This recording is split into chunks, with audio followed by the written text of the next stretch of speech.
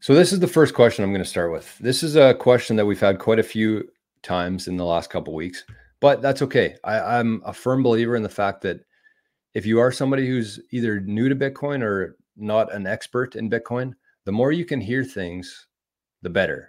The more touch points you have, the more dots you can connect in your own head, the better off you're going to be. So this is a question that says, this is from Golden Banjo on YouTube. Says, so let's say I have a cold wallet that I've sent multiple transactions to over the last few years. I would have multiple UTXOs, correct? Yes. Every time you send any Bitcoin from an exchange to your own wallet, that's one UTXO. So it says, so sending the total balance to a new wallet address will condense it into one UTXO. Yes. So if you move all those UTXOs that you had, you send it to a new address, that's going to be one UTXO. That's considered consolidating UTXOs.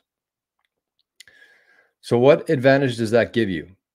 Would I want to keep that address with one UTXO in it, or does it matter? Thanks, bud. Love the show.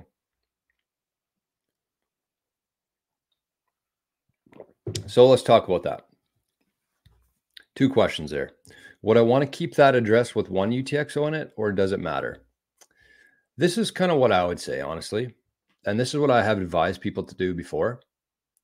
And that's what I do.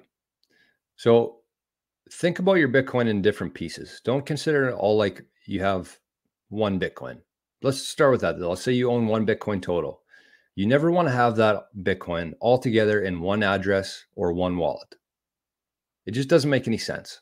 If you ever plan on spending that Bitcoin, it doesn't make any sense. And so you also have to consider the fact that if something were to happen, if you got hacked, all of your Bitcoin is in that single wallet, which would be pretty tough pill to swallow for a lot of people. And so the main drawback to that is, first of all, the risk of, getting hacked and losing all of your Bitcoin. But the second risk to that is your privacy. So let's say that you do take people's advice on Twitter and YouTube, and you consolidate your UTXOs into one single UTXO. You think you're doing great. But when you go to spend that Bitcoin, if you're concerned at all with privacy, if you ever go to spend that Bitcoin, you're going to move it to somebody. And with Bitcoin, you're able to see every single part of that transaction. So even though they're going to be able to see your public address, the address that you're sending it from, and they're going to be able to look at that and see how much Bitcoin you have.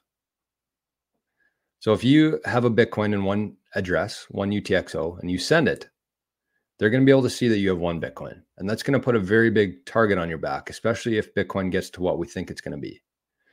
Right? So what I would suggest there is I would put about 80% of your whole stack into one UTXO, one wallet, and just keep that forever. Maybe I think the theory I had was 88% of your total stack into one, but 80 works as well. Just go with 80 to 90%. Get that into one UTXO, get that into one wallet, and protect that with your life. You're going to have that forever. You don't plan on spending that ever, right? And even if you happen to, there are different things you can do with it, and there will be more that gets added in the future as well in terms of privacy advantages there. But from there, then you can split it into a few different UTXOs. You could have one worth 2 million sats, 1 million sats, 500,000 sats. And the one thing you really want to keep in mind here is that when you actually, what are you going to need those for in the future?